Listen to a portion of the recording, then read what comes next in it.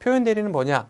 대리인이 대리권 없이, 자, 무권 대리입니다. 대리권 없이 대리행위를 했는데 무권 대리에 해당한다는 것은 앞서 살펴봤습니다. 허나 무권 대리인에게 대리권이 마치 있는 것처럼 신뢰할 만한 외형이 존재하고요. 그 외관 형석에 본인에게도 일정한 원인이나 책임이 있는 경우예요. 이럴 경우니까 본인은 법률행위에 대한 책임을 지도록 하는 것이 바로 표현대리 제도라고 부릅니다.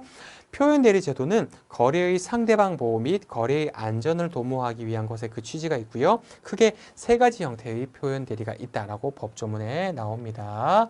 자, 먼저 첫 번째로 대리권 수여의 표시에 의한 표현대리라고 얘기를 하는 겁니다.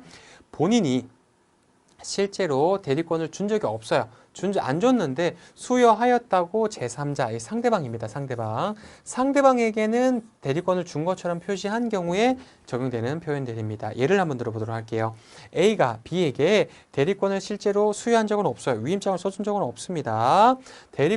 근데 대리권 수여의 내용의 광고를 하거나 대리권이 있는 것처럼 보이도록 명칭 사유권을 허락했다. 이렇게 되면 A에게 본인에게 어느 정도 일정의 원인 제공 내지 책임이 있는 경우잖아요. 이런 경우에 C가 상대방이 그러한 외관을 신뢰하고 B 대리인과 법률 행위를 하면요. A에게 법률 효과를 발생하도록 하는 게 우리 첫 번째 표현 대리인 대리권 수요의 표시에 의한 표현 대리라고 얘기를 해요. 똑같은 말로 우리 법조문에 있다고 민법 125조에 의한 법정 대리라고 표시를 하기도 합니다. 자, 그 다음에는 두 번째 유형. 권한을 넘은 표현 대리라고 하고요. 똑같은 말로 월권 행위, 월권 대리라고 얘기하고 또 조문 표시를 해서 126조의 법정 대리다라는 표현을 쓰기도 해요. 읽어보도록 하겠습니다. 대리인이 대리권의 범위를 벗어난 행위, 이른바 월권 행위를 한 경우 그 월권 행위가 대리권 범위 내의 것으로 믿을 만한 정당한 이유가 있는 경우에 적용되는 표현 대리가 이렇게 표현을 하는 거예요. 예를 들어 보겠습니다.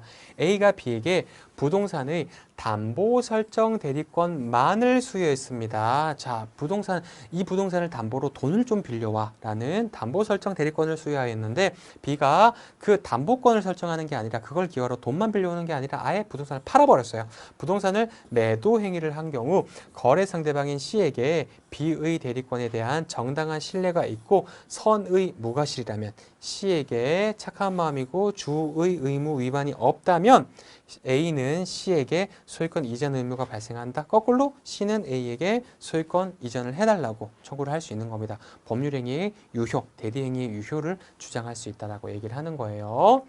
자, 요건이 있습니다. 이 월권 대리가 인정되기 위해서는 우리 첫 번째 요건, 대리인에게 기본 대리권이 존재해야 돼요. 앞선 예에서 기본 대리권은 뭐냐면 담보 설정에 관한 대리권, 기본적인 대리권이 있어야 된다는 얘기입니다. 두 번째로 권한을 넘은 표현 대리 행위, 월권 행위가 존재해야 됩니다. 앞선 예에서는 집을 팔아버리는, 매도하는 행동을 얘기하는 거겠죠. 마지막 세 번째 요건은 제3자 앞선 C였습니다. 그 권한이 있다고 믿을 만한 정당한 이유가 있어야 합니다. 이 세 가지 요건을 모두 충족하여야 상대방 C는 우리 대리 행위의 유효를 A에게 주장을 할 수 있다라고 얘기를 하는 겁니다.